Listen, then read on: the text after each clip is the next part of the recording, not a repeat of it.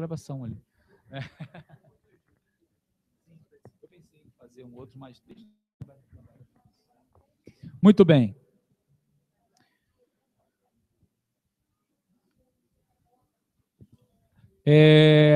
Então vamos lá.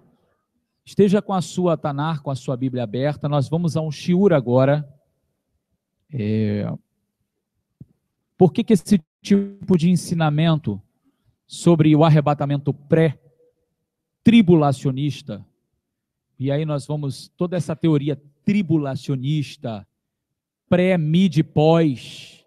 O que é isto?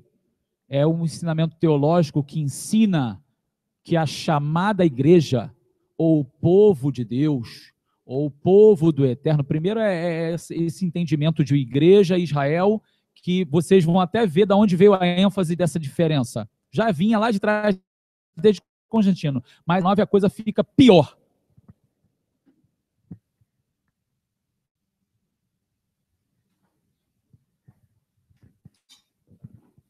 Então, aqui vai haver vai ser piorado, né? Se já estava ruim, foi piorado aqui no século XIX, Baruch Hashem. Então, quando nós olhamos para isso, nós vamos entendendo, e essa foi a preocupação que me veio ao coração, e nós precisamos ter entendimento do que está acontecendo no mundo espiritual realmente, né? De fato, no mundo espiritual, o que está acontecendo. Então, essa ideia de uma teologia dispensacionalista, onde encara a história da humanidade como eventos, como períodos. Então, essas coisas, elas não existiam antes do século XIX, vieram a existir. E a maioria das pessoas acreditam nesses períodos de dispensação da lei, dispensação da graça, em que tudo isso saiu da cabeça de uma pessoa e ela hoje está na cabeça de milhões de pessoas, como verdade, e que não expressa os ensinamentos anteriores, nem principalmente de Yeshua e dos seus discípulos, porque na realidade, negar tudo que os profetas disseram, ou tentar maquiar de alguma forma, ou dar uma nova interpretação. Bom, doutrina do arrebatamento pré-tribulacionista. Maqueia o que o próprio mestre disse. A doutrina do arrebatamento pré-tribulacionista é uma doutrina cristã tardia. Por isso que eu estou falando tardia. Daqui, século XIX, pertinho. Que tem ameaçado o verdadeiro entendimento bíblico. Esta doutrina cristã só teve início no século XIX. E o objetivo desse estudo aqui é provar que esta doutrina do arrebatamento pré-tribulacionista é uma invenção moderna do cristianismo que não tem nenhuma raiz bíblica nem judaica de qualquer tipo.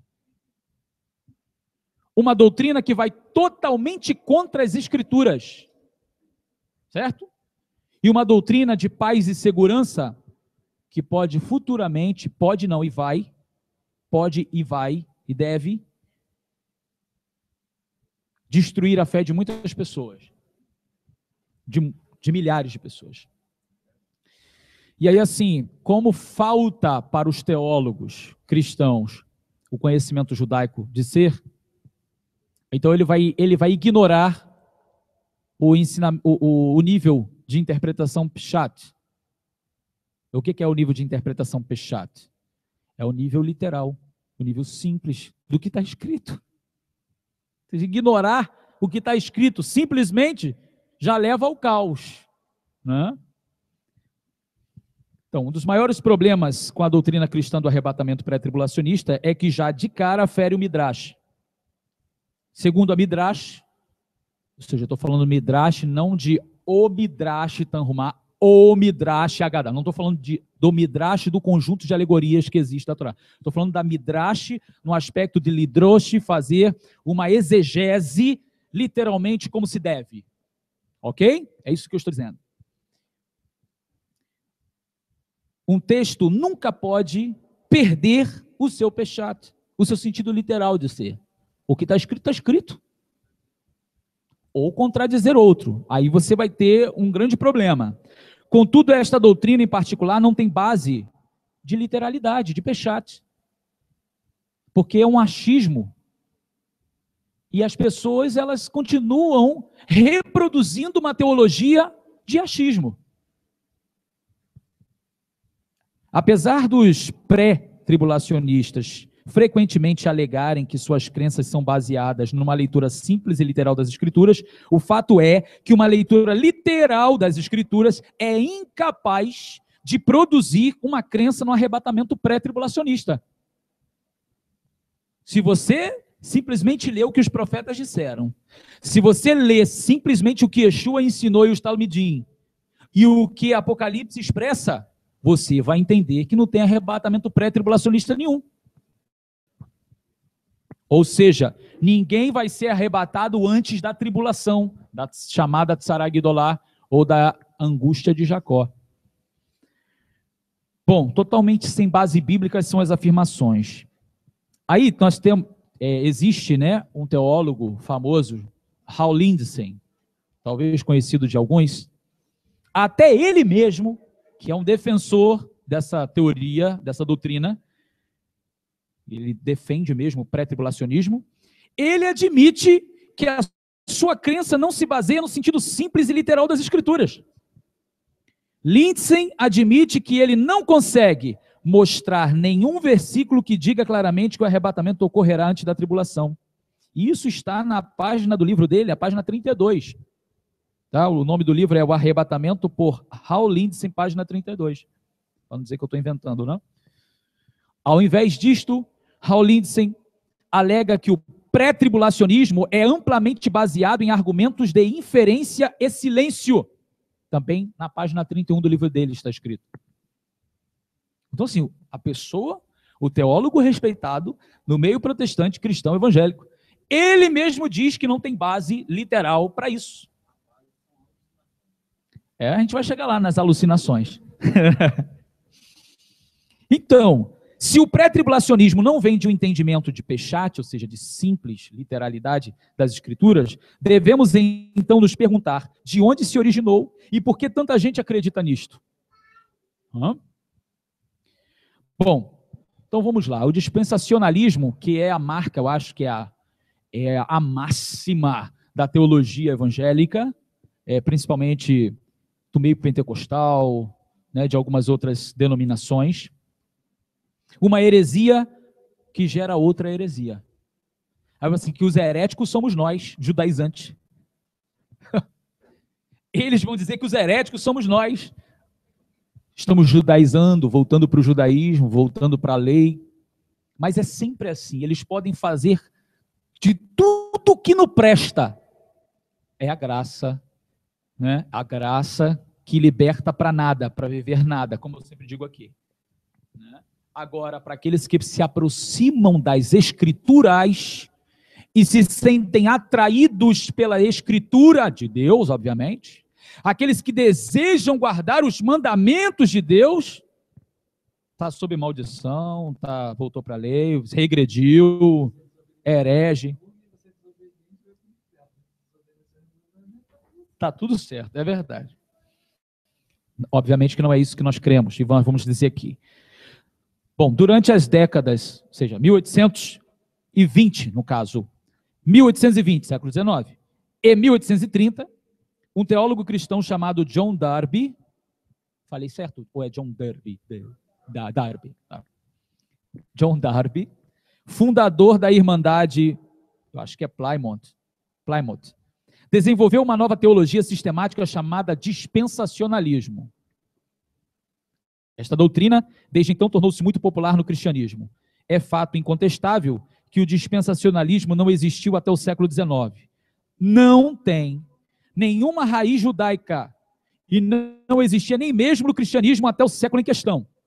Então veja, 1820, antes disso, não tinha essa ideia dispensacionalista. Eu acho que para todos aqueles que estão nos vendo aí, que já viu, já estudou, já fez teologia, bacharel, o que for, meu Deus, se estudar dispensacionalismo,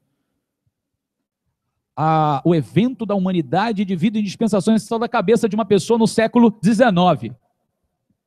A pessoa está pensando que está estudando algo, né? Desde lá, da época de Yeshua, que Yeshua ensinou isso, que os discípulos... Nada, saiu da cabeça de um homem no século XIX.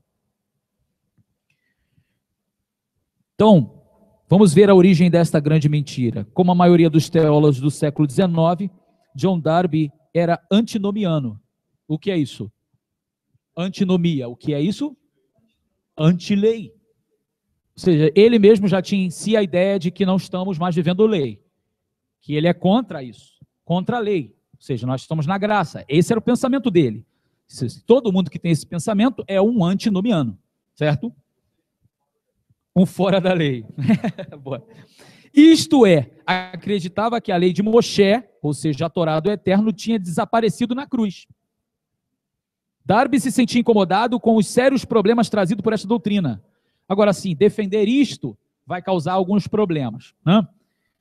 Darby percebeu que durante os 7 anos da última semana profética de Daniel, os sacrifícios estariam sendo feitos no templo. Resolva agora o problema. Né? Os judeus voltaram a sacrificar conforme a lei de Moshe. Sim. E o Eterno permitiu isso. Vamos lembrar que em 1820 ou 1830, o povo judeu estava espalhado no mundo, não existia Israel como nação. Mas já o ensinamento já sobre os últimos dias, se entende que Israel voltará a sacrificar no templo. Que templo? Não tem nem terra. O povo está dispersado pelo mundo inteiro. Mas assim, na época dele, ele não ia imaginar. Bom, ele imaginava que os judeus voltariam para sua terra algum dia, que voltou a acontecer em 1948, 1949. As imigrações, as aliot, certo? E assim, agora se os judeus estão na sua terra, Jerusalém está sob o domínio judaico, sob a administração israelense, o que falta para o templo existir? Alguma coisinha. Para quem não estava na sua terra. A Torá tem uma validade muito grande em Israel, portanto que a nação está estabelecida sobre aquelas 3 bases que eu falei aqui, sobre a questão do casamento, a kasherut e o Shabat. São 3 pilares aí para que a Torá ela possa ter uma liberdade entre o povo, ou seja, obviamente vai viver aqui laicos e religiosos de todos os segmentos religiosos, né, de todas as linhas, e os laicos que não querem saber de Torá, de nada. Mas todo mundo tem que respeitar o casamento, como é o Shabat e a kasherut. Então assim, para voltar ao templo, é um pulinho, né? Uma coisinha de nada. Agora, o Darby teve que tentar resolver esse problema. E agora? O povo judeu vai voltar a sacrificar, isso conforme a lei de Moisés. Seria isso voltar o período da lei? Bom, Darby percebeu que durante os 7 anos da última semana profética de Daniel, os sacrifícios estariam sendo feitos no templo, como a lei de Moshe estava claramente sendo cumprida durante os 7 anos de tribulação. Na visão dele, ele conclui que a lei voltará a ter validade no início da tribulação. Obviamente que se Deus não tivesse de acordo com isso, não voltaria, né? Bom, essa linha de raciocínio fez Darby segregar as histórias bíblicas e proféticas em períodos compartimentados. Darby teorizou que o período da lei tinha acabado na cruz e que o período da graça, ou o período da igreja, tinha começado na cruz. Então, com a tribulação, o período da lei volta e o período da graça termina. Isto criou um problema grande para a teoria de Darby. Como poderia o período da lei retornar se a igreja ainda estaria na terra? Estão entendendo o raciocínio? Assim, acabou, a lei acabou, agora entrou a graça. Mas aí vai voltar o período da lei, mas como é que pode a igreja estar junto com Israel, período de lei e graça? Teve que resolver o problema. Darby achava que o período da lei, o Eterno lidava com Israel, e na tribulação o Eterno voltaria a lidar com Israel. Então o que aconteceria com a igreja? A chamada igreja. Certamente que a chamada igreja não sairia do período da graça para voltar para a lei de Moshe. Essa é a mentalidade deles. Como consequência dessa linha de raciocínio absurda, Darby adotou a ideia de um arrebatamento pré-tribulacionista, que havia se tornado tão popular entre os Irvingitas, que eu vou falar sobre o Irving aqui também, que é um que vai dar continuidade ao pensamento. Então, assim, eu começo a perceber, só na questão da história, de que é uma pessoa pensando por milhares de pessoas, tentando achar alguma coisa que não existe, para tentar adequar ao seu pensamento, à sua interpretação, e lamentavelmente, como hoje acontece muito facilmente também, ele vai conseguir estabelecer uma doutrina e levar multidões de pessoas atrás do seu pensamento. Bom, essa ideia dizia que a chamada igreja sairia da terra no início da tribulação, deixando Israel para trás para sofrer na tribulação durante o período chamado angústia de Jacó. Então, neste período, volta a lei, o período de lei. Darby agora tem um outro problema. Se a chamada igreja fosse arrebatada deixando Israel para trás, o que dizer dos judeus crentes? E agora? Assim, vai fazer o que com os judeus crentes? Eles são igreja ou são Israel? Eles seriam arrebatados juntamente com a chamada igreja ou ficariam para trás com Israel? Darby inventou outra solução completamente louca. A dicotomia igreja-Israel. Você vai ouvir isso na teologia milhões de vezes em todos os lugares. Essa teoria ensina que um judeu que se tornava crente no Messias passava a fazer parte da igreja e não era mais parte de Israel. Como resultado disto, ninguém poderia ser parte tanto da igreja quanto de Israel. Segundo essa teoria, judeus crentes deixariam de ser judeus e se tornariam parte da igreja, que ele ensinava a conter pessoas que não eram nem judeus nem gentios. Aí, pare para pensar comigo, esse pensamento é o mesmo de hoje. A pessoa olha assim, você é judeu? Sou. E você não está na igreja? Mas você crê em Jesus? Então você deixou de ser judeu, você é igreja. Todo mundo tem esse pensamento. Ele come porco? Não. Então ele não é crente, não. Não se converteu, não.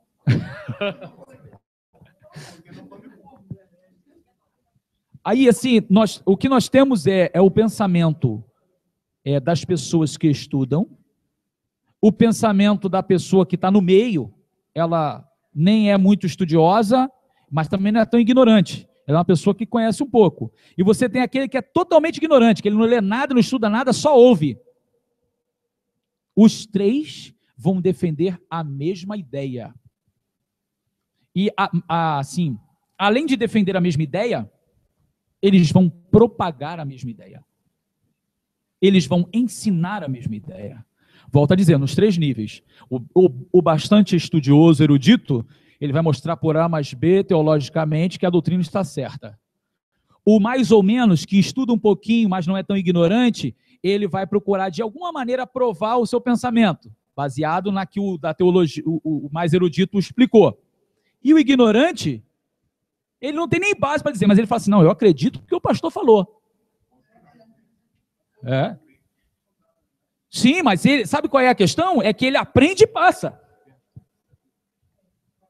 Na ânsia de fazer a obra de Deus, ele vai ganhar pessoas e ele vai ensinar o que ele aprendeu. E aí, ó.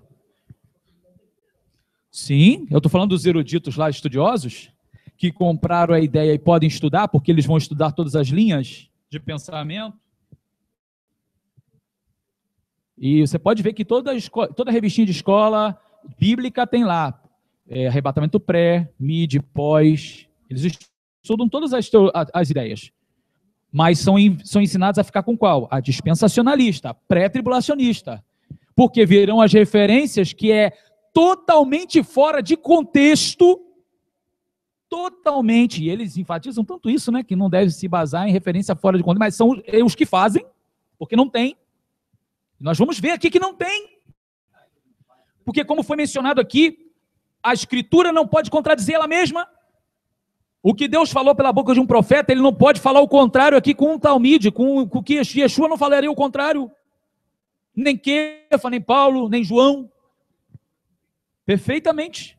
E essa Escritura tem que se cumprir da mesma forma que os profetas disseram. Porque senão nós estaríamos acreditando num livro mentiroso.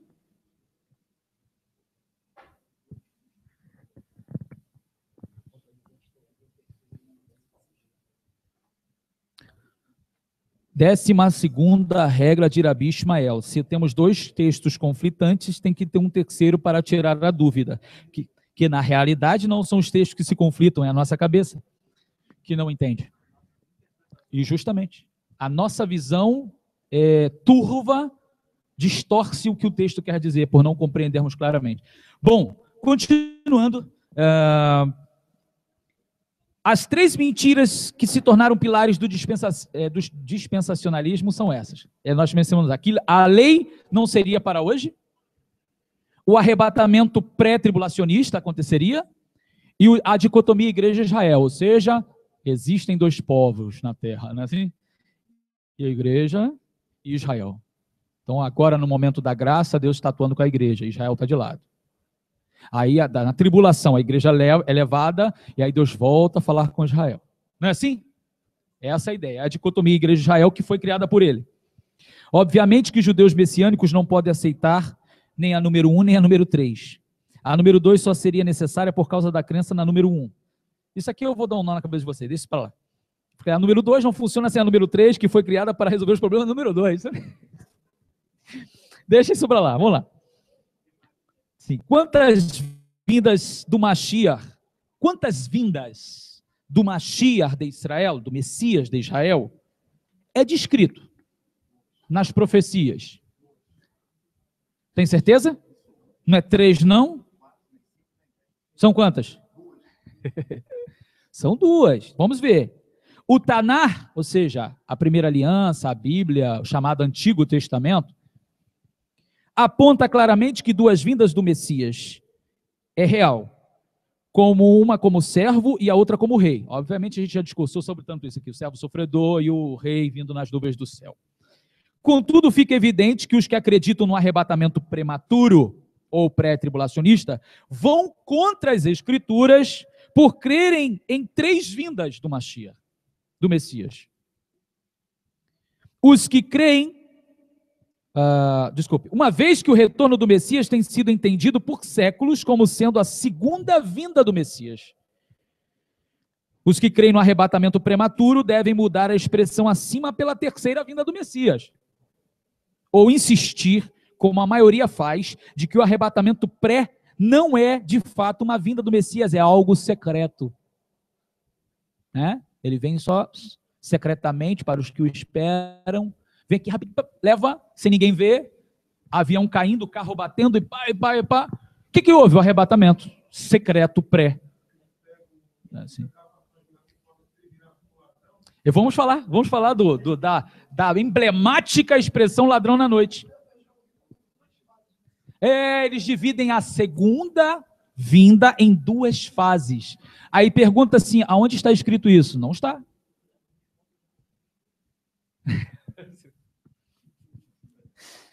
Bom, se a teoria do arrebatamento pré fosse verdadeira, então as Escrituras deveriam ensinar sobre um aparecimento. Ok? E o Messias apareceu, ou aparecerá. Ou seja, um aparecimento pré-tribulacionista do Messias, que não é uma vinda do Messias, propriamente dita, seguida de uma vinda do Messias após a tribulação. E mais, as Escrituras não poderiam identificar, aí aqui vamos a um termo hebraico, hatifá, diga hatifá. Hatifá. Esse é o termo hebraico para arrebatamento, certo? Hatif, ou seja, pegar com força. A Escritura não poderia se referir a hatifá como se referindo à vinda do Senhor, se esse fosse o caso. Não deveríamos também esperar que a vinda pós-tribulacionista do Messias fosse chamada de aparecimento. Ou seja, não teríamos como inverter isto. Certo? Vocês estão entendendo? Se as Escrituras mostrassem 3 vindas, os termos iam se conflitar. Mas é justamente isso que eles vão fazer. Eles vão pegar o termo para harmonizar com a sua própria interpretação. Agora vamos examinar as mentiras à luz das Escrituras. A segunda carta de Rabi Shaul a Timóteo, capítulo 4, verso 1. Conjuro-te diante de Elohim, diante de Deus, e do Mashiach Yeshua, que há de julgar os vivos e os mortos pela sua vinda e pelo seu reino. Ouviram? Conjuro-te diante de Deus, Elohim, e do Mashiach Yeshua, que há de julgar os vivos e os mortos pela sua vinda e pelo seu reino. Aqui vemos claramente que no final da tribulação e no início do reino teremos a vinda do Messias. Sim ou não? Ele está falando que o Messias vem e vai julgar os vivos e os mortos pelo quê? Sua vinda e pelo seu?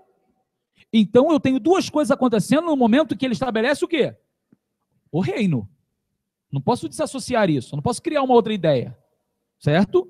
Então um arrebatamento pré já fugiria, porque não pode ser secreto, porque ele está dizendo que vai julgar os vivos e os mortos na sua vinda e no seu reino. Mas ok. Assim também, agora a carta aos Hebreus 9, 28.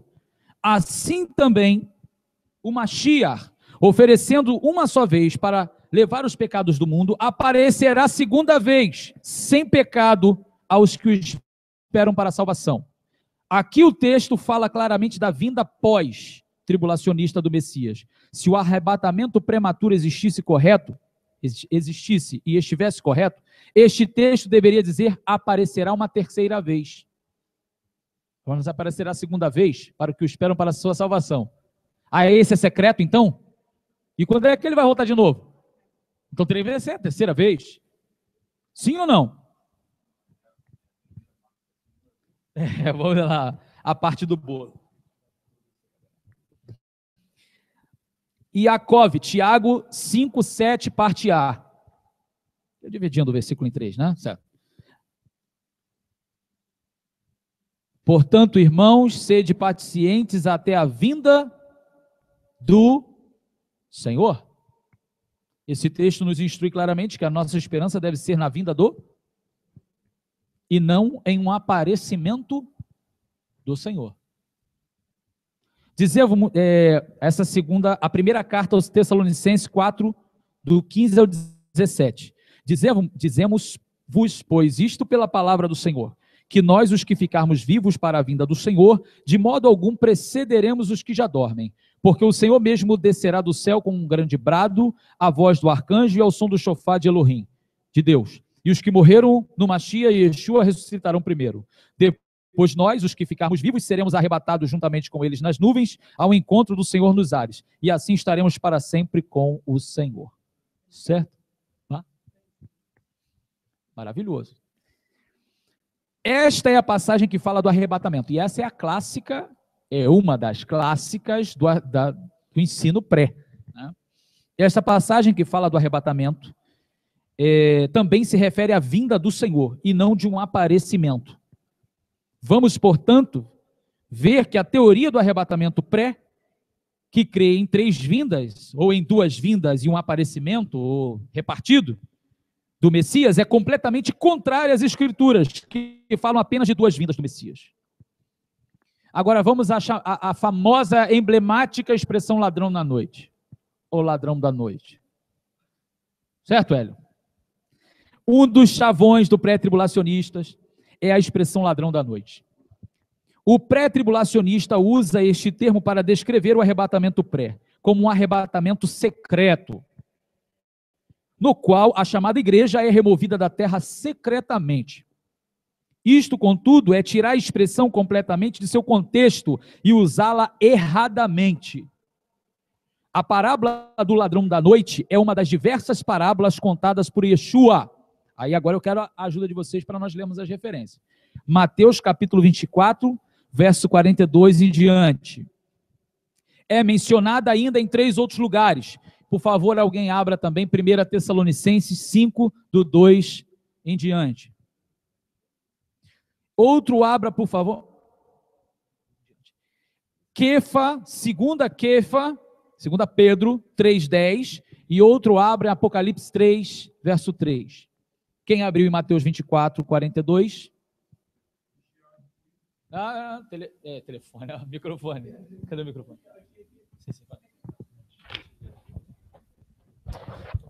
Mateus 24, do verso 42 ao 51. Vigiai, pois, porque não sabeis em que dia vem o vosso Senhor.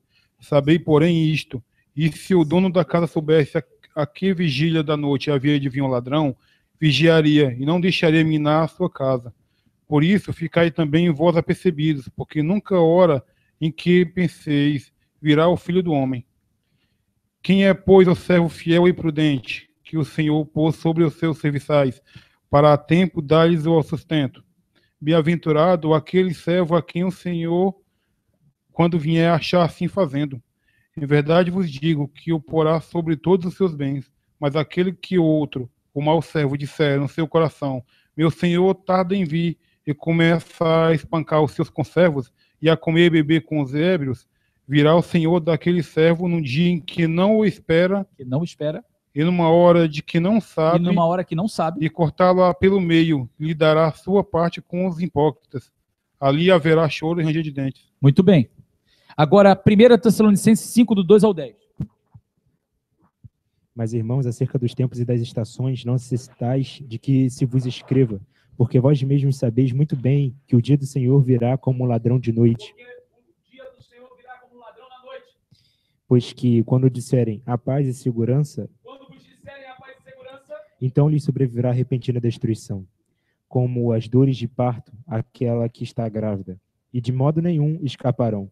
Mas vós, irmãos, já não estáis em trevas, para que aquele dia vos surpreenda como um ladrão, porque todos vós sois filhos da luz e filhos do dia. Não vos surpreenda como um ladrão. Ok? Guarde essa expressão. Aonde é que a gente vai aplicar a expressão ladrão? É roubando ou no improviso? Ou no inesperado? Ok?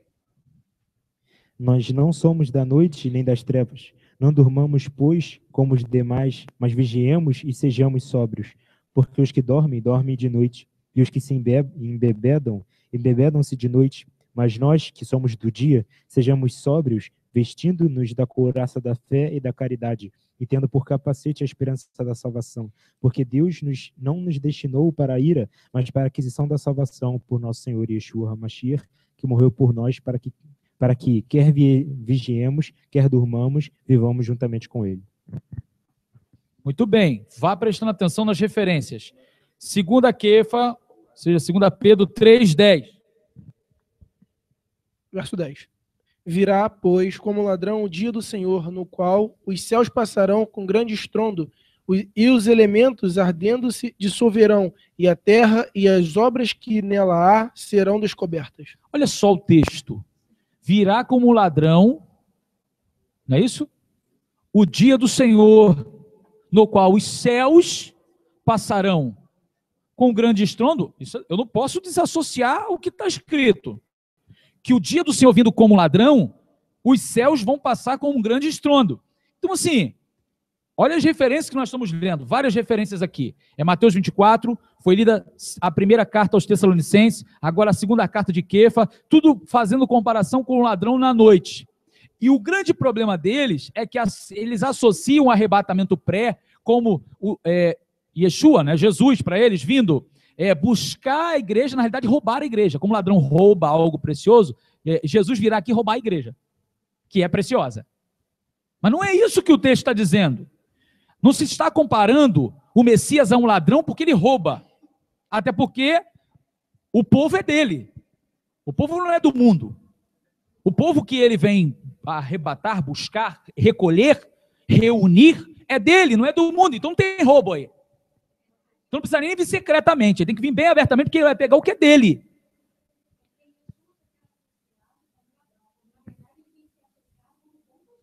Perfeito. Aqui a expressão, então, ladrão na noite, ou ladrão da noite, está falando do improviso, ou daquilo que é inesperado. Ninguém espera um ladrão.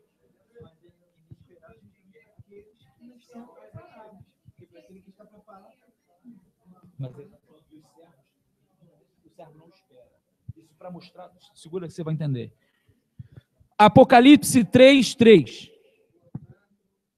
Não. Vai lá.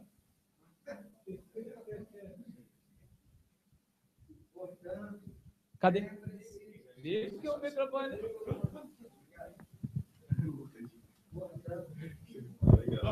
Pronto. Portanto, lembre-se do que você recebeu e ouviu, obedeça e abandone seu pecado. Porque se você não despertar, virei como ladrão. Oh. Você não sabe que momento virei contra você. Não tem nada a ver com roubar. Está dizendo a hora que Como um ladrão surpreende uma pessoa, não saber o momento. Perfeitamente, vamos chegar aí. Perfeito. É justamente a expressão que vai vir como um despertamento para nós, para que nós estejamos apercebidos, para que não sejamos pegos de surpresa. Porque um servo prudente, ele está pronto a todo momento, embora realmente a gente não saiba o dia nem a hora, mas eu estou pronto esperando o Senhor. Eu não sei que hora, você não sabe que horas.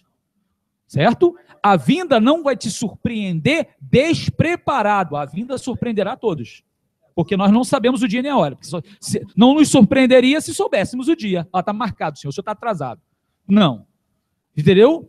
Nós não sabemos o dia nem a hora. Quando chegar o momento, nós vamos ser surpreendidos, mas não estaremos despreparados.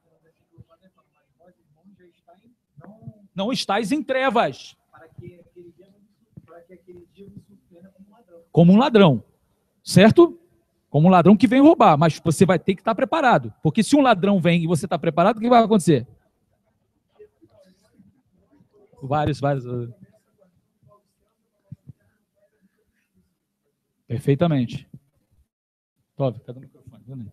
Apocalipse 16, 15. Vamos ainda deliberar. Eis que venho como ladrão. Bem-aventurado aquele que vigia e guarda os seus vestidos para que não ande nu, não se vejam as suas vergonhas. Eis que venho como ladrão. Bem-aventurado aquele que vigia e guarda os seus vestidos, para que não ande nu e não se vejam as suas vergonhas. Muito bem. Uma análise verídica desta expressão, tal qual é usada nas Escrituras, revela justamente o extremo oposto a um arrebatamento pré-tribulacionista. Ok?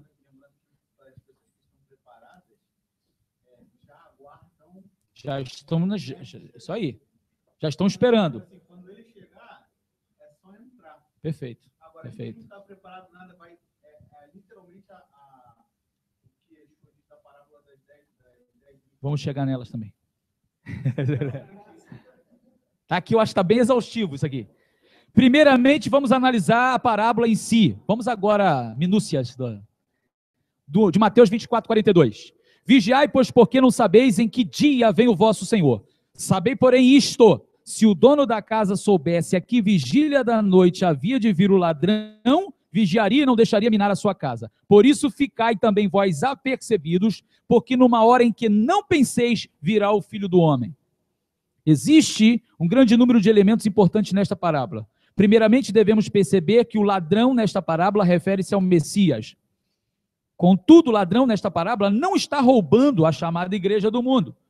Isto seria absurdo, não? O Messias ser um ladrão? Isso é uma transgressão da Torá. Transgressor.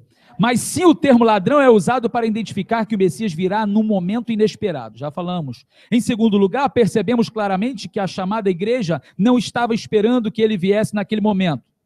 E, finalmente, é extremamente significativo que o ladrão vem num momento posterior, no qual o povo, ou a chamada igreja, é esperada e é encontrada dormindo. Aí Matitiarro 25, as 10 virgens. Você tem que falar de uma porcentagem fiel e uma porcentagem infiel. Todo mundo dormiu. Todo mundo cansou. Certo? Mas ele veio e chamou. Quem se despertou tinha que ter pelo menos um azeitezinho de reserva. As 10 despertaram. As características de todas são iguais. Só uma diferença é que é o azeite de reserva. O resto está todo mundo igual. A diferença do último momento é o azeite de reserva. Certo? Mas olha, vamos ver uma aplicação muito interessante ainda nesse tema. Agora, a comparação e o paralelo que me deixa preocupado é este, é o sono da apostasia. E o que seria o sono da apostasia? Nós sabemos que a apostasia começou lá no século IV, né? Com Constantino. De lá para cá, o que era chamado corpo do Mashiach, a Kahal Kadosh, se mesclou com as ideologias pagãs e surgiu o cristianismo institucional romano. É porque já beira o quarto, né? 325. Já é o quarto, né? Mas assim, ali já acabou o que Yeshua tinha instituído. Que aquilo não representa Yeshua nem a Torá, nem Marte. Né? Então, assim, já acabou. Ou seja, já se apostataram. E todos os bispos do Oriente que não concordaram com aquele concílio foram perseguidos. Então, realmente, literalmente, mudaram o Shabat para o domingo, a data do Pêssar no calendário hebraico para o calendário gregoriano no dia que é, proibir qualquer chamado cristão que comungar com o judeu ou participar da Páscoa do judeu está excomungado da chamada igreja. Não é assim? E olha, não pode nem comungar com o judeu. Então, isso daí é o fim de tudo. É a separação total de uma coisa com a outra. Não? Então, assim, nós sabemos que já começou de lá de trás. Mas esses últimos dias que nós estamos vivendo, esse sono da apostasia está sendo de uma outra forma. E é isso que me preocupa com as pessoas. Ao longo das escrituras, nós vamos ver que dormir é um eufemismo para apostasia. Então, olha só.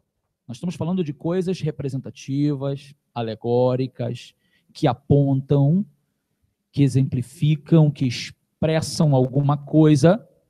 E aí eu quero as referências, nos ajudem. Yeshayahu, Isaías 29:10 e Romanos 11:8. Outro, por favor, abra em Mateus 24:42 novamente e Mateus 25:13. Então, Isaías 29:10. Porque o Senhor derramou sobre vós um espírito de profundo sono, e fechou os vossos olhos, os profetas, e vendeu as vossas cabeças, os videntes. Porque toda visão vos é como as palavras de um livro. 29:10, certo? Sim. Então lê de novo. Porque o Senhor derramou sobre vós um espírito de profundo sono. Um espírito de profundo sono. Quem derramou? Ok. E fechou os olhos, os profetas, e vendeu as vossas cabeças aos videntes. E vendou os olhos dos profetas. É isso? Vendou. Ok. Romanos 11:8. Deus lhes deu um espírito de atordoamento, olhos que não veem e ouvidos que não ouvem até o dia de hoje. Uma outra versão. Como está escrito, Deus lhes deu o espírito de profundo sono, olhos para não verem e ouvidos para não ouvirem até ao dia de hoje. O Júnior está mencionando aqui, é verdade. Não, sim, mas é verdade, você me lembra. Eu falo assim, que os teólogos cristãos dizem que quem está no profundo sono são os judeus. Isso é claro, todo dia. Também está indo lá sua referência, mas ele está falando dele mesmo, eles que estão dormindo. Assim. Não sabe nem o que está falando. Muito bem, ainda continuando, Mateus 24:42. A parábola do ladrão na noite é parte de uma seção das Escrituras que começa em Mateus 24:42. Quem abriu aí? Mateus 24:42. Lê de novo, vamos ler de novo. Vigiai, pois, porque não sabeis a hora que há de vir o vosso Senhor. Porque não sabeis a que horas há de vir o vosso Senhor. Vigiar. Termina em Mateus 25:13. Obviamente que a gente não vai ler tudo, mas lê pelo menos a parte 13. Vigiai, pois, porque não sabeis o dia nem a hora em que o Filho do Homem há de vir. Não sabeis o dia nem a hora. E Yeshua ilustra o fato de que o Messias virá mais tarde do que o esperado e pegará o povo dormindo, pois esperava que ele viesse antes. Este tema é primeiramente apresentado por Yeshua no verso 42, onde nós lemos. Depois em Mateus 24:43, Yeshua dá a parábola do ladrão da noite. Então no versículo 44, Yeshua reforça o tema. Em Mateus 24, do 45 ao 51, Yeshua dá a parábola do servo fiel e prudente. Nesta parábola, o Messias também vem depois do esperado pelo servo. Versos 48 e 50, para encontrar um servo apóstata. É os versos 9. Finalmente, Yeshua dá a ilustração das 10 virgens, Mateus 25, do 1 ao 12, na qual o noivo vem depois do que as virgens esperavam. As virgens, somente 5 delas, são nitidamente crentes fiéis. Ou seja, aquelas que creem, acreditam no que o noivo disse, estão ali. Nós vamos esperar e preparadas. Segura. Pois 5 delas têm óleo na lâmpada. O noivo vem e encontra as virgens dormindo, até as que têm óleo na lâmpada. Apesar de muitas delas ainda terem óleo nas lâmpadas, elas esperam que o Messias viria antes, e aí caíram no sono, poderíamos dizer, da apostasia, certo?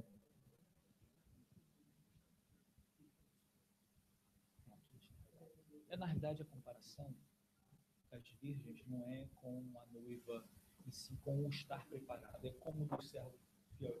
Entendeu? Na realidade, ali é o cortejo. É justamente porque ele está mencionando aqui, o noivo já não vem casado, nessa parábola, sim, ele já vem casado. E essa é até uma das ideias de que, sobre a questão das bodas, do cordeiro, mas aqui a parábola não está se focando na noiva em si, mas naqueles que acompanham o cortejo, naqueles que são servos para se encontrar com o noivo, com o dono da festa.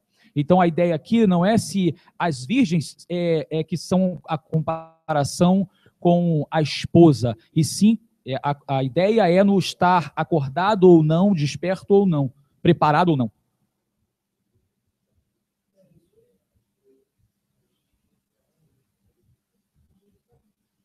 O casamento judaico-emerita é a mesma coisa até hoje. São os cavaleiros e as damas que acompanham o cortejo. Não é? Bom, mas continuando, o grave perigo da mentira pré-tribulacionista, certo? Ao contrário de ensinar um arrebatamento pré-tribulacionista, esta seção das Escrituras nos avisa que muitos do povo esperarão o Messias antes dele vir. Isso é um pré-tribulacionista, tem uma opção de gente esperando Yeshua voltar agora. E que quando o Messias, na realidade, vem após a tribulação, isto é, depois do esperado. E eles caem em apostasia. Os pré-tribulacionistas têm sido enganados dentro do cristianismo de que a Bíblia ensina que o Messias os resgatará da tribulação antes da mesma acontecer. Quando a tribulação chegar e eles perceberem que isto não aconteceu, muitos perderão a fé e acharão que o Eterno desistiu deles. Aliás, muita coisa pode acontecer na mente de uma pessoa que espera e não vai acontecer. E por isto não foram arrebatados. Ou ainda pior, que as Escrituras mentiram. Ou seja, a decepção deles os fará se desviarem. Cairão no sono da apostasia. Já tem gente caindo no sono da apostasia hoje, que diz assim, esse negócio que Yeshua vai vir, que nada. Até hoje não veio. Não é?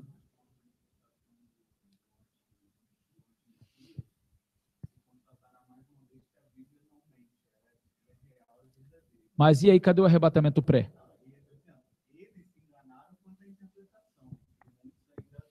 Mas acredite, vai ter gente que vai dizer que Yeshua veio e quem ficou foram os rebeldes.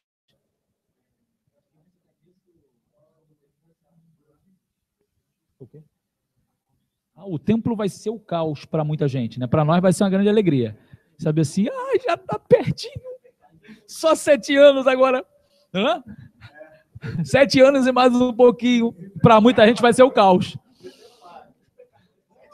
Meu irmão, eu tenho 36. Você imagina esperar só mais 7 anos para ver Yeshua? Se morrer no meio do caminho, está garantida a ressurreição, é logo ali. Vai lá, tem tempo de descansar muito. Já está levantando de novo. Cochilada, ora. Fala assim, Abraão, pai Abraão, pai Isaac, pai Jacó, já está chamando o Messias, vamos embora. Olha aí. É verdade. É verdade. Quem tem entendimento, entenda. Né?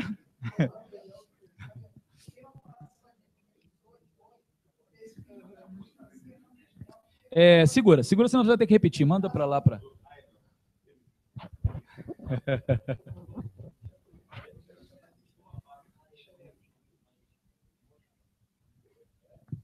Então, esse perigo da apostasia que o Rabino está falando é real porque Yeshua fala em Lucas 18:8. Quando, porém, vier o Filho do Homem, porventura achará fé na terra? Então, vai achar fé, fidelidade, porque se uma pessoa perdeu totalmente a credibilidade naquilo que ela professava, acabou. Acabou. É tudo mentira. Ou então, agora que eu estou perdido mesmo, chega, para mim acabou. E vai viver a vida dissolutamente. Agora, Sefer Hit Galut, Apocalipse, capítulo 3, verso 3, lemos: lembra-te, portanto, do que tens recebido e ouvido, e guarda-o, e arrependa-te, pois se não vigiares, virei como um ladrão, e não saberás a que hora sobre ti virei. Já foi lido aqui. Certo?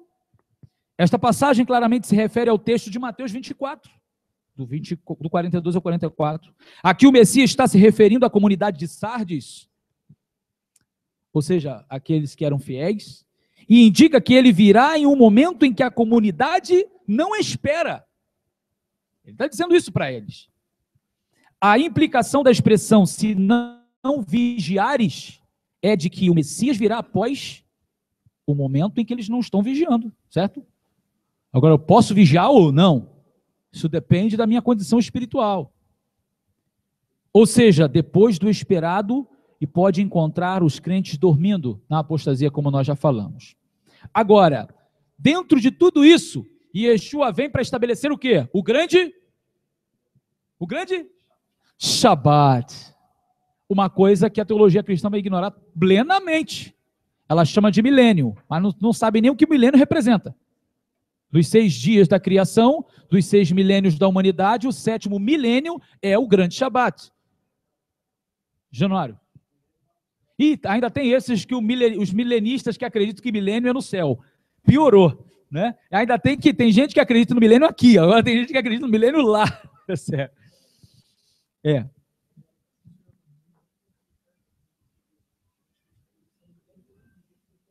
Sim, eu vou... Ok.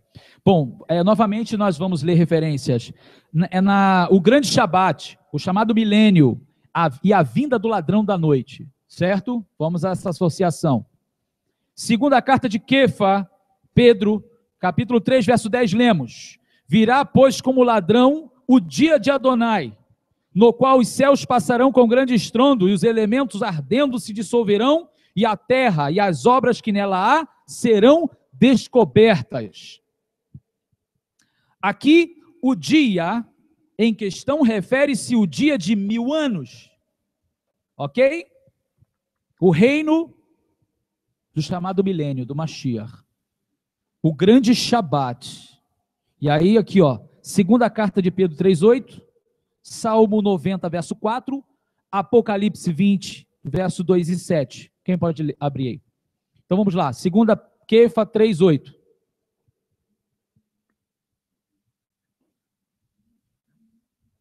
Oi? Microfone.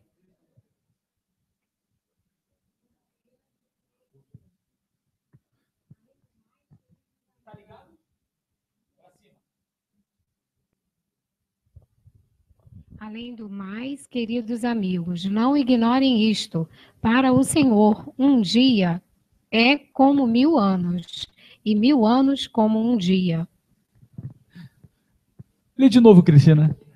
Além do mais, queridos amigos, não ignorem isto. Não ignorem isto. Para o Senhor, um dia é como 1000 anos, e 1000 anos como um dia. Baruch Hashem. Isso aí foi a segunda carta de Kefa 3:8, certo? Isso. Agora o Salmo 90, verso 4. De fato, 1000 anos para ti são como o dia de ontem, como que passou, como as horas da noite. Ou as vigílias da noite.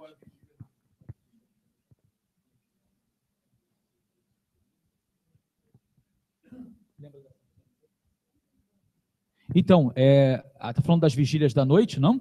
E fazendo uma comparação com a carta de Kefa, tem uma outra referência aqui que o Daniel mencionou, muito importante até, a expressão usada das vigílias da noite, para referir-se à vinda do Senhor. Apocalipse capítulo 20, verso 2 e 7. Apocalipse capítulo 20, verso 2 e 7. E vi descer do céu um anjo que tinha a chave do abismo e uma grande cadeia na mão. Ele prendeu o dragão, a antiga serpente, que é Satã, o diabo, Satanás, e amarrou por 1000 anos. E lançou no abismo, e ali o encerrou, e pôs selo sobre ele, para que não mais engane as nações, até que os 1000 anos se acabem. E depois importa que seja solto por um pouco de tempo. Então, estamos falando do dia de 1000 anos, né? Ou seja, o dia de 1000 anos. Agora o verso 7. 7. E acabando-se os 1000 anos, Satã será solto da sua prisão. Muito bem. Continua aí para você ler o capítulo 19, verso 11, tá certo? Este dia de 1000 anos começa com a segunda vinda do Messias. Então nós estamos falando que assim que o Mashiach chega, ele chega para instaurar, para estabelecer, para dar início ao Shabat, esse período de 1000 anos. Então logo no início, Satã será preso. Aquele que enganava as nações será preso. Durante o período do grande Shabat, não haverá influência de Satã no mundo, na criação. Este é um exemplo do que acontece no dia de Shabat, quando estamos guardando o Shabat. Nós estamos imersos na presença do Eterno e não há nenhum tipo de manifestação satânica, não pode haver. Esta razão pela qual o Mashiach, quando estava dentro da sinagoga, expulsou um demônio da coluna de uma mulher, libertou um homem com a mão mirrada. Quando ele curava no Shabat, está mostrando que o Shabat é o dia pleno em que não haverá nada que possa manchar, que possa ser o lado oposto da presença divina. Esta é a prova de que no milênio, o grande Shabat, não haverá espaço para as trevas, porque não se pode ter dois reis reinando, certo? Embora nós sabemos que o Eterno domina todas as coisas, mas deu e permitiu a Satanás dominar junto com a morte, mas quando o Mashiach, que é o príncipe da vida, estiver aqui, não terá espaço para Satã. Imagina, parecendo o Senhor dos Anéis, né? Lá a Terra-média e lá a terra dos outros, dos inimigos lá. Não. Yeshua estará governando, não terá espaço para Satã, para os demônios, não terá espaço. Terá espaço para a desobediência humana, isso terá. Os homens mostrarão a sua rebeldia para com Deus e o Messias de Israel, mas sem a influência de Satã.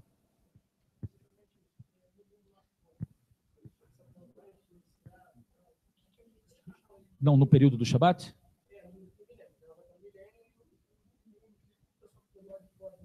Não. O milênio, quando a gente fala o milênio, o grande Shabat, esse grande Shabat envolve o mundo inteiro. Israel está habitando na sua terra. E os príncipes, aqueles que foram separados por Deus, através do Mashiach, para ajudá-la a governar o mundo. Nós ajudaremos o Mashiach a governar o mundo. Então, assim, o mundo estará vivendo cada um nos seus países, nas suas nações. Então, assim, normalmente, isso, é período de 1000 anos. Nesse período, Satã será preso, ele não enganará ninguém. Ele não sairá para enganar ninguém, ele vai estar totalmente bloqueado. Isso aí, não, todo o sentimento caído, ou seja, Yetzer Hará, não haverá influência de Satã, será o próprio homem mostrando a sua má inclinação de oposição a Deus. Lamentável para quem, né, seguir esse caminho, obviamente. Não terá desculpa, justamente. Não dizer assim, Satã me enganou. Não tem Satã. Satã está preso. Entendeu? Então, assim, será justo a maneira que quem não subir a Jerusalém não vai poder dizer assim, o tentador me impediu. Fui assaltado? Fui. Não. Mentiroso. Você não foi porque você não quis. Então, assim, não terá uma desculpa. Entende? Então, assim, e a gente sabe como o Mashiach julgará essas coisas, né? Apenas pela sensação do olor. Cadê as referências? Referência. Mateus 24:43. Mas considerai isto, se o pai de família soubesse a que vigília da noite haveria de vir o ladrão, vigiaria e não deixaria minar sua casa. Um outro verso também está em... Isso. Lucas 12. Verso 37. Bem-aventurado aqueles servos aos quais, quando o Senhor vier, achar vigiando. Em verdade vos digo, que se cingirá e os fará sentar à mesa, e chegando-se os servirá. E se vier na segunda vigília, e se vier na terceira vigília, e os achar assim, bem-aventurados são os tais servos. Tá vendo? Vigília, e ele está falando período da noite, período de escuridade. É um período de sono, é um período que o servo pode não estar acordado, pode não estar vigiando. Mas ele está dizendo, se ele chegar e encontrar o servo despertado, atento, ele mesmo servirá o servo. Vai colocar o servo à mesa e ele vai servir o servo. Compreendeu? Porque o servo foi um servo prudente, estava aguardando o seu senhor. Agora, diga. Essa ideia de noite é que a criatura não tem que dormir. Não, sim, é o sentido espiritual. É o sentido espiritual, não é isso? Perfeito, perfeito. Aqui no contexto, na comparação, ele até depois vai fazer uma outra comparação com outra parábola de um servo que espanca os outros, né? E começa a beber, comer. Então, assim, é a questão de serviço e de estar pronto para receber o seu senhor. Porque você imagina que o senhor está vindo, um senhor de uma grande fazenda. Só que essa fazenda tem muro, tem portão. Aí o senhor chega no portão e diz, não é igual hoje, tem a chave, né? Servo, abre o portão. Cadê o servo? O servo está dormindo. E o senhor está lá, abre o portão! Esse servo merece uma chibatada. Só no Eu reino. fico até esperar lá fora. Né? Rabino, Seja agora um servo prudente, ele vê o senhor vindo de longe, ele já vai lá e abre o portão e o recebe. É a maneira de entender um servo disposto, preparado para se encontrar com o seu senhor. Né? A gente vê isso no exército, porque há soldados, né, que ficam na vigília da noite ali armados, né, são como sentinelas, né? Sentinelas, né? Isso aí. E são até, vão para cadeia quando dormem, né, coisas do tipo. É né? verdade. Então, Alguém aqui né? já foi preso? Alguém viu na guarita? Rabino, aqui, quando fala do milênio, ficou claro que 1000 anos para o Senhor são como um dia. Uma vez a gente estudando a Paraxá, logo no início, a gente viu algo do tipo de que em um dia Deus fez todas as coisas e parecia que era a interpretação, né, a forma de entender quando a gente vai no profundo do hebraico, que pode ter acontecido tudo num dia só. Alguma coisa ali do início das primeiras parashiot. Agora, na questão do milênio, mesmo pode ser, né, que esse grande Shabat tem o peso de um dia, como se fosse para nós hoje, e pode ser um milênio de 1000 anos nos dias como hoje, não sei. Sim, não, é um 1000 mistério, anos, né? 1000 anos de fato, mas nesses 1000 anos vai acontecer muita coisa relativa, comparado à criação, à restauração, e ao governo de Deus aqui, através do Mashiach. Referência do Tratado Sanhedrin, ao qual foi mencionado aqui.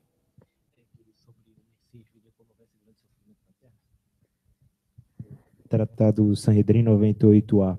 Rabi Yohanan disse, quando você vir uma geração cada vez decaindo, espere por ele, o Messias, como está escrito, e o povo aflito tu queres salvar. Rabi Yohanan disse ainda, quando vês uma geração oprimida por muitos problemas, como por um rio, espere por ele, como está escrito. Quando o inimigo vier como uma inundação, o Espírito do Eterno levantará um estandarte contra ele. E então virá o Redentor a Sião. E aí nos lembramos de que o dragão jogará da sua boca como um grande rio contra a mulher no deserto. Lembram disso? Ok. Muito bem, agora Apocalipse 19, verso 11... até o capítulo 20, verso 2. E viu o céu aberto, e eis um cavalo branco, e o que estava sentado sobre ele chama-se Fiel e Verdadeiro, e julga e peleja com justiça. E os seus olhos eram como chama de fogo, e sobre a sua cabeça havia muitos diademas, e tinha o nome escrito que ninguém sabia senão ele mesmo. E estava vestido de uma veste salpicada de sangue, e o nome pelo qual se chama é a palavra de Elohim.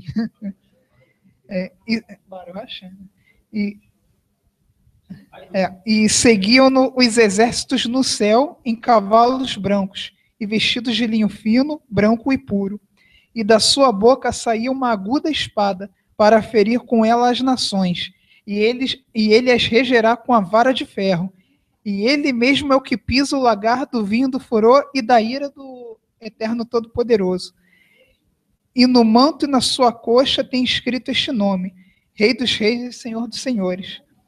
E viu um anjo que estava no sol e clamou com grande voz, dizendo a todas as aves que voavam pelo meio dos céus, Vinde, e ajuntai-vos à ceia do grande Deus, para que comam a carne dos reis, e a carne dos tribunos, e a carne dos fortes, a carne dos cavalos e dos que sobre eles se assentam, e a carne de todos os homens livres e servos, pequenos e grandes. E vi a besta e os reis da terra e os seus exércitos reunidos para fazerem guerra àquele que estava sentado sobre o cavalo e ao seu exército. E a besta foi presa, e com ela o falso profeta, que diante dela fizeram os sinais, com que enganou os que receberam o sinal da besta e adoraram a sua imagem. Estes dois foram lançados vivos no lago de fogo, que arde com enxofre. E os demais foram mortos com a espada que saía da boca do que estava assentado sobre o cavalo, e todas as aves se fartaram das suas carnes. E vi descer do céu um anjo que tinha a chave do abismo e uma grande cadeia na sua mão. Ele prendeu o dragão, a antiga serpente, Rassatã, e amarrou por 1000 anos. Baruch Hashem. Temos uma referência aqui do Zohar para corroborar. Página 286, 287. E decidiram... As letras contidas no livro encerram o segredo da chegada do Messias. Está claro que o Santíssimo não quer que este segredo seja divulgado ainda, mas quando o período messiânico se aproximar, até as criancinhas saberão que ele estará chegando.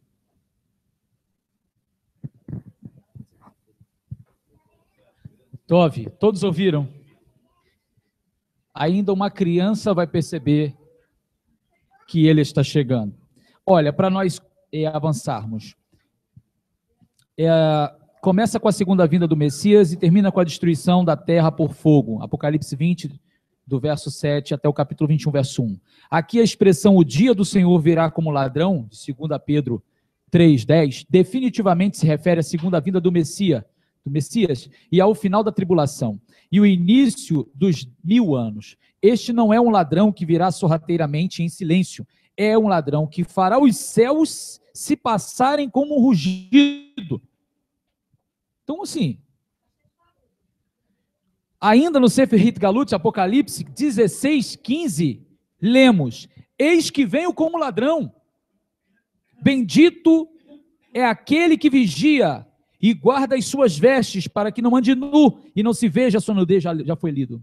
Esta passagem ocorre no texto dos eventos de 1000 anos, mencionado acima. Além disto, esta passagem também reflete um ladrão que chega depois do esperado e encontra um povo apóstata. Ou seja, o contexto é sempre o mesmo. É ele chegando depois do que o pessoal estava esperando. Ele nunca chega no momento que está esperando, ele chega sempre depois. Bom, aí nós temos o alerta de Rav Shaul, de Paulo, sobre a apostasia dos últimos dias. Vamos ver um pouco.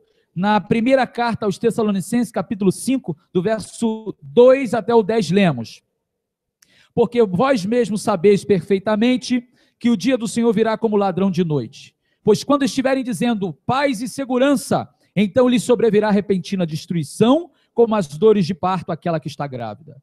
E de modo nenhum escaparão.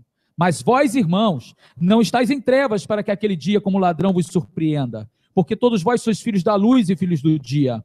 Nós não somos da noite nem das trevas. Não durmamos, pois, como os demais. Antes vigiemos e sejamos sóbrios. Porque os que dormem, dormem de noite, e os que se embriagam, embriagam-se de noite. Mas nós, porque somos do dia, sejamos sóbrios, vestindo-nos da couraça da fé e do amor, e tendo por capacete a esperança da salvação, porque Elohim não nos destinou para a ira, mas para alcançarmos a salvação por nosso Senhor Yeshua HaMashiach, que morreu por nós, para que quer vigiemos, quer durmamos, vivamos juntamente com ele. Já lemos aqui. Agora, na leitura desta passagem, devemos relembrar a passagem do ladrão da noite, a qual esta passagem claramente faz alusão. Vemos aqui uma profecia sobre o surgimento da heresia, e nós poderíamos até qualificar como do pré-tribulacionismo. Aqui aprendemos que os que se apostatarem da fé ficarão entorpecidos pela doutrina da paz e segurança, e vão cair em apostasia quando o Messias não chegar tão breve quanto o esperado. mas ao invés disso vier sobre eles a repentina destruição. É uma possibilidade. Algo que eles aparentemente acreditavam que iria escapar. Neste ponto, eles parecem ter caído no sono da apostasia. Muitos deixarão a fé quando os pré-tribulacionistas ficarem desapontados ao perceberem que entraram na tribulação ao invés de escapar dela em um arrebatamento pré-tribulacionista. Teve, aí, tá falando aqui que teve um que falou que vai rasgar a Bíblia.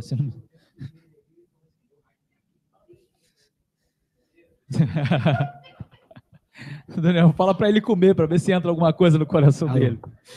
Melhor comer a Bíblia do que rasgar. Rabi, Excelente. tem um texto aqui em Apocalipse 16, no verso 8, que diz assim: o quarto anjo derramou sua taça no sol e lhe foi dada a permissão para queimar as pessoas com fogo. Os homens foram queimados pelo calor intenso e eles amaldiçoaram o nome de Deus, que tem autoridade sobre essas pragas, em vez de darem as costas a seus pecados e lhe darem glória. É isso aí. Quanto mais afligidos, mais apertados, vão blasfemar mais ainda de Deus, ao invés de se arrepender e entender que é Deus que tem o controle sobre esses flagelos naturais. Bom, espere. Veja 1 Tessalonicenses 5:1. Quem pode abrir? 1 Tessalonicenses 5:1. Esta seção inteira das Escrituras se refere ao momento em que acontecerá o arrebatamento de 1 Tessalonicenses 4, 16 ao 18. Na realidade, este capítulo muda de 1 4, verso 18 para 5:1, no meio de um parágrafo. Veja, 1 Tessalonicenses 4, 16, na realidade 17, diz assim: porque o mesmo Senhor descerá do céu com alarido e com a voz de arcanjo e com a trombeta de Deus. E aqueles que morreram no Machia ressuscitarão primeiro. Depois nós, os que ficarmos vivos, seremos arrebatados juntamente com eles nas nuvens, a encontrar o Senhor nos ares. E assim estaremos para sempre com o Senhor. Arrebatados. Tessalonicenses 17.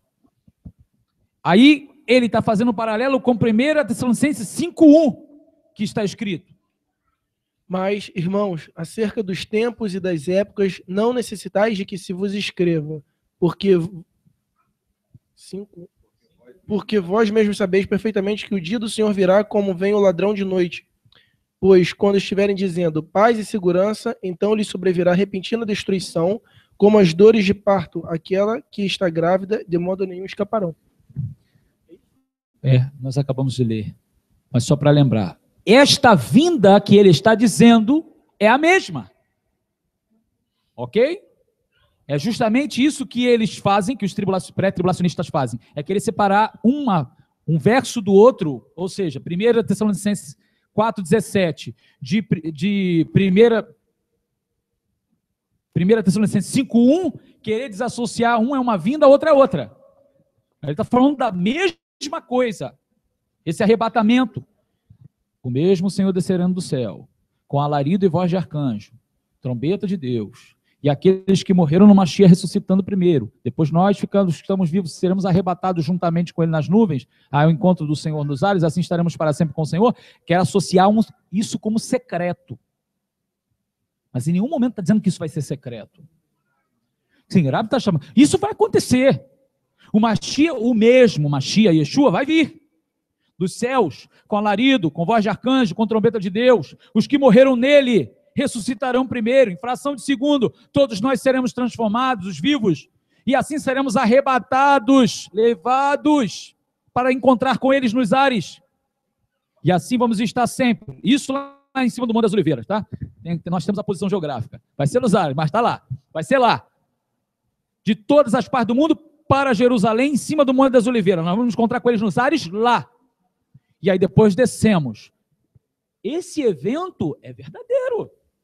Existe arrebatamento? Lógico que existe. Arrebatamento existe. O problema é aonde estão querendo colocar esse arrebatamento. Que segundo a teologia que predomina, principalmente no meio pentecostal, é a pré-tribulacionista. Estão querendo pegar este evento e trazer para cá antes da tribulação.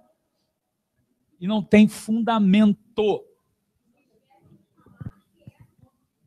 Não, isso aí nem mencionam. Não, isso aí em Israel.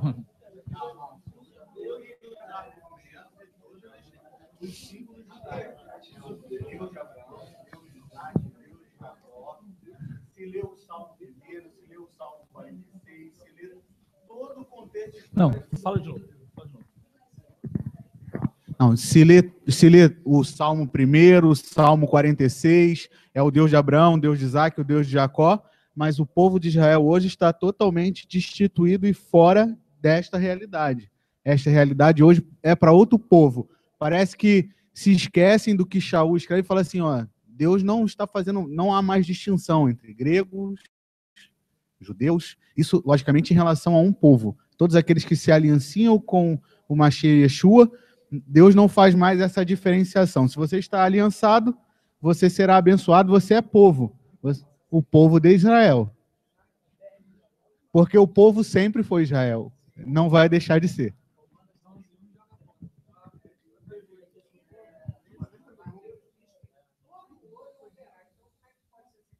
É isso aí. Mencionando aqui o registro de Mateus, que todo olho verá. Como vai todo olho ver se é secreto? É justamente por querer separar e dividir. Amém? Tove. Então vamos. Ó, eu vou correr um pouquinho. Bom,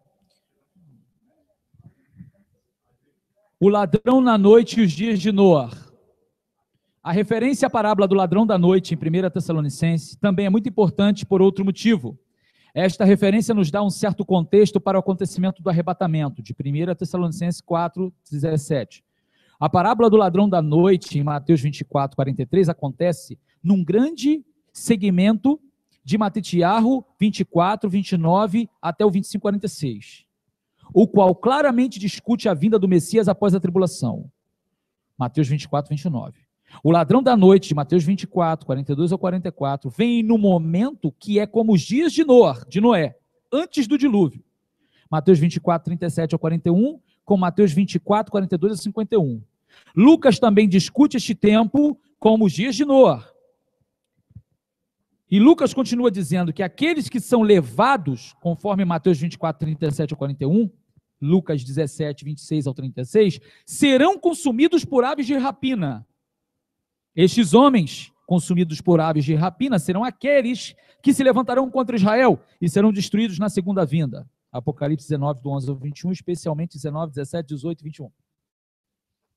O momento da vinda do ladrão é, portanto, a segunda vinda do Messias descrita em Apocalipse 19, uma vez que o momento do evento do ladrão de 1 Tessalonicenses 5 é parte do evento de 1 Tessalonicenses 4:17, certo? Então, o arrebatamento é simplesmente parte da vinda do Messias após a tribulação e não antes dela. Bom, logo após o ratifá, o arrebatamento, para termos uma boa ideia do que é o ratifá, o arrebatamento descrito em 1 Tessalonicenses 4:17, devemos deixar as escrituras interpretarem as próprias escrituras. Este é um conceito da hermenêutica judaica chamada Gezerah Shavá, equivalência de expressões. Esta é a segunda das leis de Hillel e também da de Rabi Ismael. A primeira passagem que devemos comparar é de 1 Tessalonicenses 4:16 ao 17 e 1 Coríntios 15:52, que é no momento, no abrir e fechar de olhos, ante o ressoar da última trombeta, porque a trombeta soará e nós seremos transformados. Isso. Aí, tá vendo? Não, está escrito que é a última, mas fala, não, mas não é a mesma, não. Está escrito aonde que não é a mesma? Não é do Apocalipse. É de qual, então? Yom Kippur ou Rosh Hashanah. Pô, ainda quer dizer que é de Rosh Hashanah. Aí piorou tudo.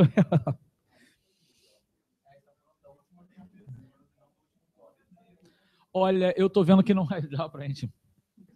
Foi até metade do estudo só. Olha, vamos lá. Não queremos, irmãos, porém, irmãos. Oi? Vamos lá. Certamente essas duas passagens, obviamente, falam do mesmo evento. A questão é que tipo de contexto 1 Coríntios 15, do 50 ao 55, dá o arrebatamento de 1 Tessalonicenses 4, do 13 ao 17. Ok? 1 Tessalonicenses, olha, porque o mesmo Senhor descerá do céu com alarido, com voz de arcanjo, com a trombeta de Deus, e aqueles que morreram no Mashiach ressuscitarão primeiro. Depois nós que ficarmos vivos seremos arrebatados juntamente com ele nas nuvens a encontrar o Senhor nos ares. Certo? Agora, 1 Coríntios 15, 51. Eis aqui vos digo um mistério. Nem todos nós dormiremos, mas todos seremos transformados. No momento, no abrir e fechar de olhos, ante o ressoar da última trombeta, porque a trombeta soará e aqueles que morreram no Mashiach ressuscitarão, porque importa que aqui nós seremos transformados. E que importa que aquilo que é mortal se reviste em mortalidade e aquilo que é corruptível se reviste em corruptibilidade. Não é assim? Então, vamos parar até aqui só para ver a comparação dos dois. O evento de 1 Coríntios 50 facilita a herança do reino. 1 Coríntios 15, 54, cita Yeshayahu 25, 8. Vamos fazer essa comparação aqui rápida. 1 Coríntios 15, 54 e Yeshayahu 25, 8. Isaías 25, 8. Tragará a morte para sempre, e assim enxugará o eterno Deus as lágrimas de todos os rostos, e tirará de toda a terra o opróbrio do seu povo falou. Tragará a morte para sempre. Agora 1 Coríntios 15, 54. Irrepetível se revestir da incorruptibilidade, e isto que é mortal se revestir da imortalidade, então cumprir-se-á a palavra que está escrita: tragada foi a morte na vitória. Tragada foi a morte na vitória. E Isaías disse que o Eterno tragará a morte. Baruch Hashem. Agora Oséias 13, 14. E eu os remirei do poder do Sheol, inferno, e os resgatarei da morte. Onde estão, ó morte, as tuas pragas? Onde está, ó inferno, a tua destruição? Meus olhos não veem em mim arrependimento algum.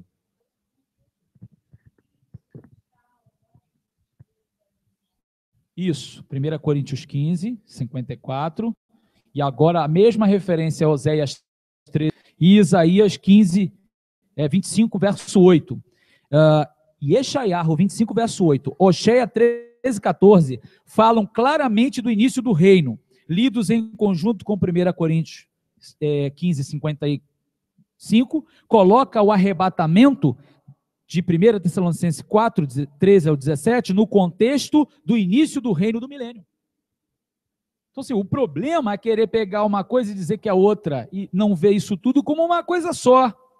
Não tem ninguém dizendo que é secreto, não tem ninguém dizendo que é duas fases, não tem ninguém dizendo que vai vir invisível. Quem diz são eles. Eles falam isso, e as pessoas engolem com pão, mortandela. Certo? Mortadela. Ora!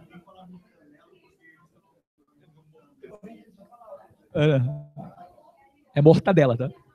Então, mas assim, todo mundo engole isso como se fosse verdade, ninguém questiona. Na verdade, é porque é mais fácil. É uma mortadela. Na verdade, é porque é mais fácil você viver uma coisa que é suave a você. Se você se pregar, você será morto, destruído, torturado, perseguido, ninguém vai querer. Ninguém quer isso. Sim. Verdade. E ainda como chocolate. Fala assim, ó. Daniel 7, 13, 14.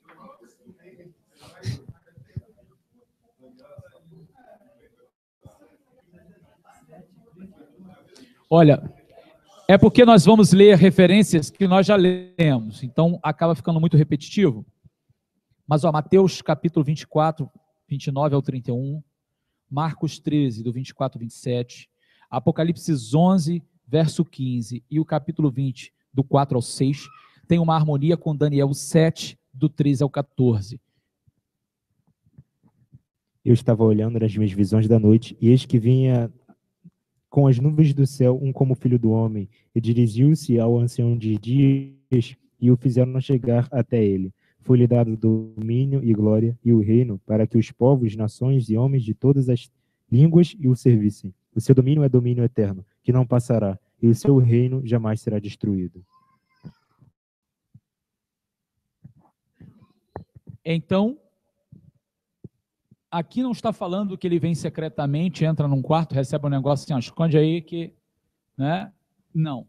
Ele vem, recebe todo o poder, glória das nações e domina, e o seu reino é eterno. Pronto, se você comparar com as outras vindas que aqui estão descritas, Mateus 24, Marcos 13, Apocalipse 11, é possível imediatamente identificar esses 4 elementos que nós vamos abordar aqui. O Messias aparecerá no céu de forma sobrenatural. Mateus 24, 30, Marcos 13, 26, e essa referência de Daniel 7. Vindo nas nuvens do céu. Marcos 13, 26. Está aberto aí? Vamos ler. E então verão vir o Filho do Homem nas nuvens com grande poder e glória.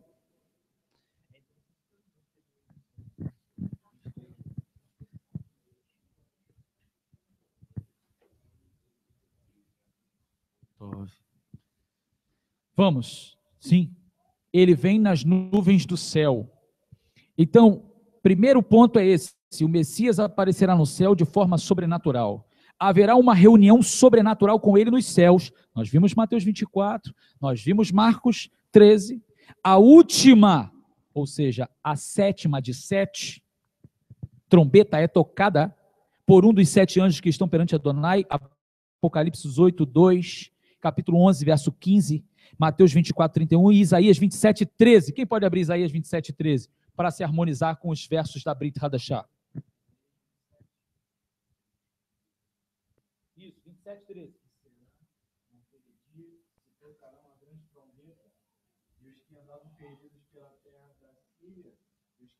Não. E será naquele dia que se tocará uma grande trombeta, e os que andavam perdidos pela terra da Síria, e os que foram desterrados para a terra do Egito, tornarão a vir, e adorarão ao Senhor no Monte Santo em Jerusalém. Baruch Hashem. Então, vão ouvir, vão ser convocados. E agora, Apocalipse 20, do verso 4 ao 6. A primeira ressurreição dos justos é o 4º ponto, que é comum nessas outros versos. E vi tronos, e assentaram-se sobre eles, e foi-lhes dado o poder de julgar. E vi as almas daqueles que foram degolados pelo testemunho de Yeshua e pela palavra de Deus, e que não adoraram a besta nem a sua imagem, não receberam o sinal em suas testas nem em suas mãos. E viveram e reinaram com Mashiach durante 1000 anos. Mas os outros mortos não reviveram até que os 1000 anos se acabaram. Essa é a primeira ressurreição. Muito bem. Agora, veja, versos que falam do arrebatamento, do Hatifá, esses mesmos elementos em 1 Tessalonicenses 4, 13 ao 18 e 1 Coríntios 15, do 50 a 55. O Messias vai aparecer no céu de forma sobrenatural, vai haver uma reunião sobrenatural com ele nos céus. A última das 7, a 7ª de 7, trombeta é tocada por um dos arcanjos, tem voz de arcanjo e a trombeta. A primeira ressurreição dos justos são os mesmos eventos. Então, assim, se eu quero dar uma outra ideia, eu vou dar outra ideia. A coisa se torna muito pessoal, a visão se torna muito particular. E as pessoas não têm critério de olhar o todo, o contexto, para poder avaliar se é ou não.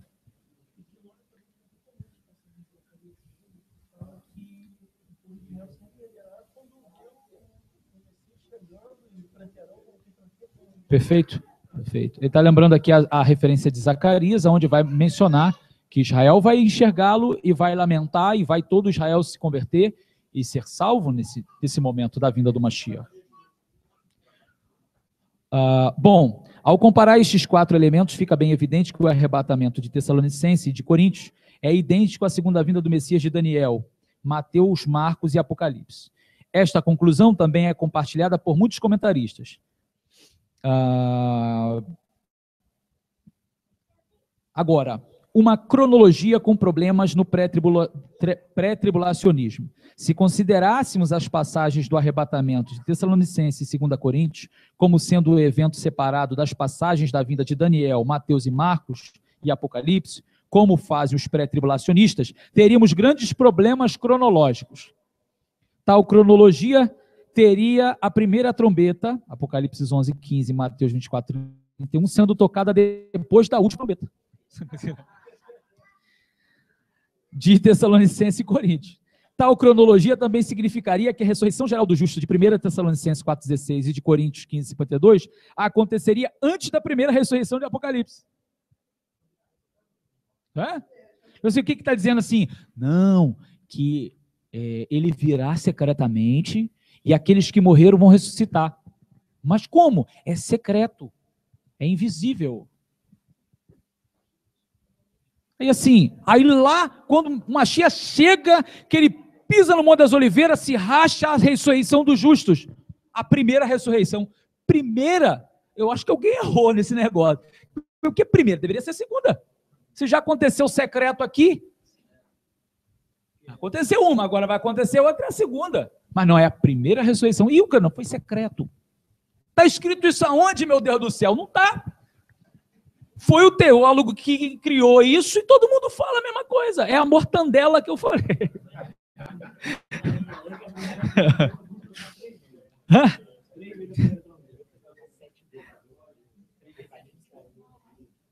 Essa é um chofar tocando é uma teruá, né?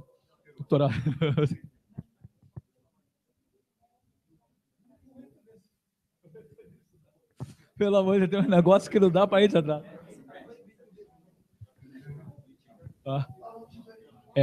Então, não vai dar.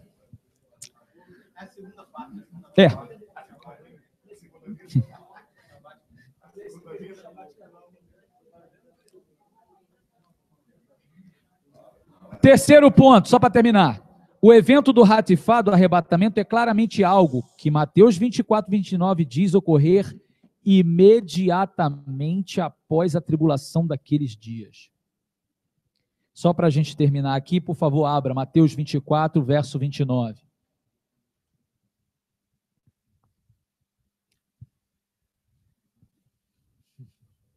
Quem abriu? Veloz. E logo depois da aflição daqueles dias, o sol escurecerá. Escurecerá. E a lua não dará a sua luz. E as estrelas cairão do céu e as potências dos céus serão abaladas. Então aparecerá no céu o sinal do Filho do Homem. E todas as tribos da terra se lamentarão e verão o Filho do Homem vindo sobre a nuvem dos céus com poder e grande glória. Não, isso aqui é bem claro e evidente. E todas as tribos da terra se lamentarão sobre ele. Olha, nós vamos parar aqui, porque já são 6:05. E no Shabat que vem, então, nós continuamos com a segunda parte. Não, na segunda parte dá para terminar. Sim, para terminarmos.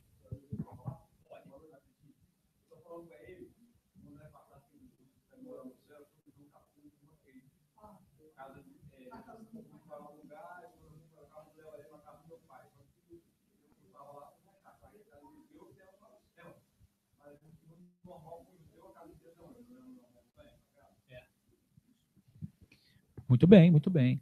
Na mente da igreja, né, dos cristãos, Yeshua vem para buscar o seu povo, baseado em João 14,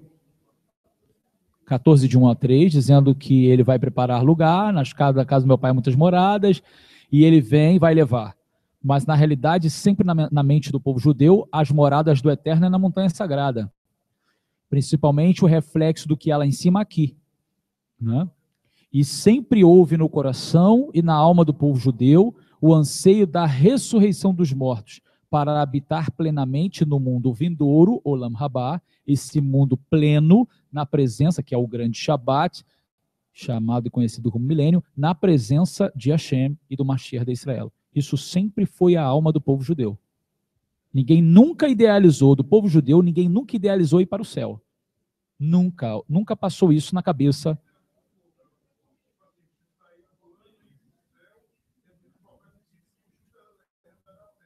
Sim. Obviamente, nós estamos falando de pós-ressurreição, ok? Nós sabemos que nesse momento as almas dos justos estão lá, nos céus. As almas dos justos, almas, o espírito, como que é? Não vamos entrar nesse quero agora. Estão nos céus, no depósito de Deus, debaixo do altar de Deus, como memorial diante de Deus. Agora, quando a gente fala da ressurreição para herdar o mundo vindouro, é aqui. A ressurreição dos mortos se dá aqui para habitar a terra aqui. E o Olam Rabá não é o céu. O Olam Rabá é este mundo transformado, é aqui. Só que fala do mundo vindouro porque é uma configuração totalmente diferente, totalmente transformado no mundo que diferente do que é agora. Perfeitamente. Se eu perguntar assim, nós estamos vivendo como era o anterior ao dilúvio? Aliás, anterior ao dilúvio, ou seja, ao Jardim do Éden? Não, então nós podemos dizer que estamos vivendo outro mundo, certo? Então nós vamos voltar para o início, certo? Muito bem, meus amigos, queridos amigos, Haverim, Haverot, nós vamos dar um pequeno intervalo e voltaremos com Arvit e a Havdalah. O tempo foi embora, mas no Shabat que vem nós vamos para a segunda parte, vamos para a segunda parte desse arrebatamento pré, tem muito mais coisa para a gente falar, e vamos fazer ainda algumas harmonias até com a tradição judaica, enfim, Baruch Hashem, que o Eterno vos abençoe, vamos ao nosso intervalo.